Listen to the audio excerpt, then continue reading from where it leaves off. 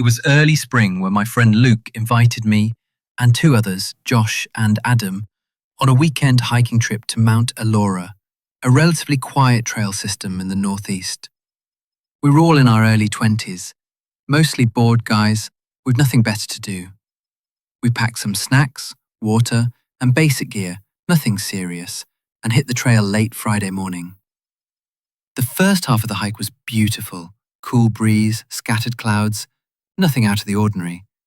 It wasn't until later that afternoon, when we reached a clearing near a steep ridge, that things turned off. There was a man standing near the edge of the drop-off, facing away from us. At first glance, I thought he was enjoying the view, but he was absolutely still. Not even a twitch. Luke called out, "Hey," just to say hi. The man didn't turn or respond. We all slowed down and just kind of awkwardly passed behind him on the trail, careful not to disturb whatever he was doing. But when we looked back, maybe 30 seconds later, he was gone. The weird part? There was nowhere he could have gone. Either he jumped, which seemed insane, or he vanished. We joked it off as maybe he found a path we missed, but that night, while setting up camp about half a mile downhill, we heard something crunching leaves around us after dark. Luke flashed his headlamp in the trees and swore he saw someone standing behind a thick pine.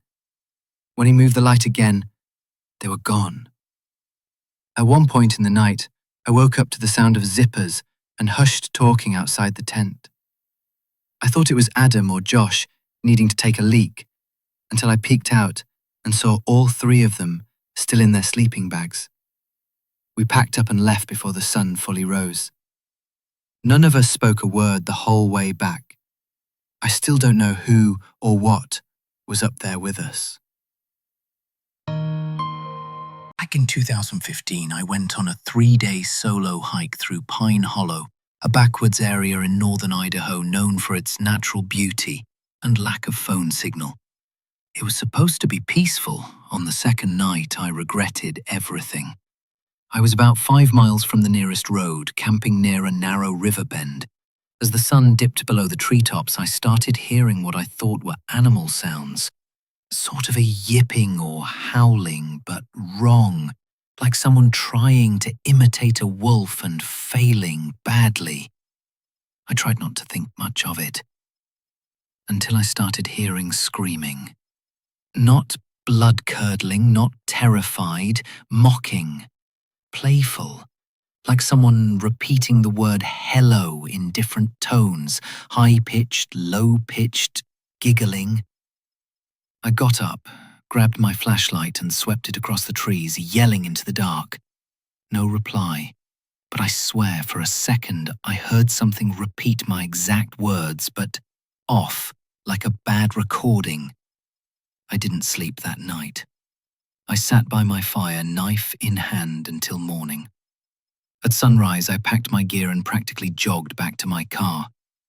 Later, I found a thread online about Pine Hollow and saw other hikers reporting the exact same thing, a voice calling out in the woods.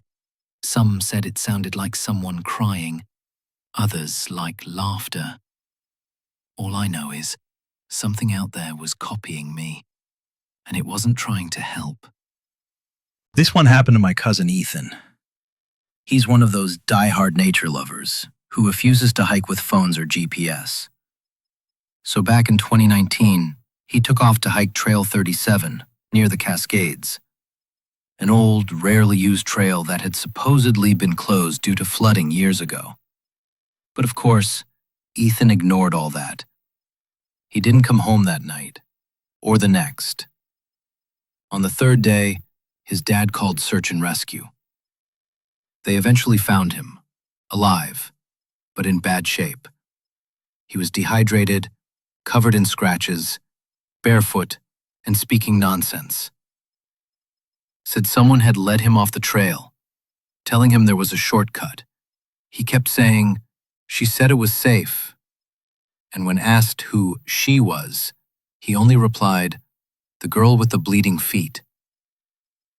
Apparently, He followed someone deeper into the woods for over a day, thinking she was a park ranger. But she never looked at him. He just followed her long, black hair and the trail of blood she left behind.